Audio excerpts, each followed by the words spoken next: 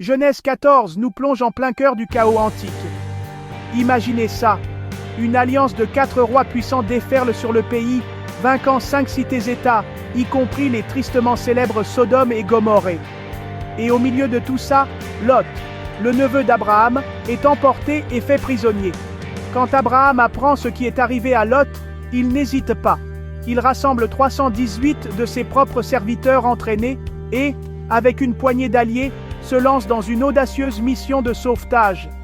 Contre toute attente, Abraham défait la puissante coalition, sauve Lot et ramène tous les biens et les captifs volés. Mais le véritable tournant arrive après la bataille. Sur le chemin du retour, Abraham est rencontré par Melchisédek, le mystérieux roi de Salem et prêtre du Dieu Très-Haut.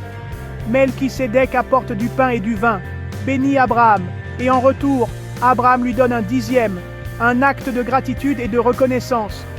Ce n'est pas qu'un simple geste. Dans la tradition chrétienne, Melchisédek est vu comme une préfiguration du Christ lui-même, un prêtre roi, bénissant et apportant la paix. Ensuite, le roi de Sodome essaie de récompenser Abraham avec des richesses. Mais Abraham refuse, disant qu'il ne prendra ni un fil, ni une courroie de sandales. Il ne veut pas que quiconque prétende être la source de sa bénédiction, sauf Dieu seul. Il s'assure simplement que ses alliés reçoivent leur part, et c'est tout. Alors, quel est le grand enseignement? Le courage et la foi d'Abraham brillant le plus lorsqu'il choisit l'intégrité, plutôt que le gain, et la gratitude, plutôt que la cupidité.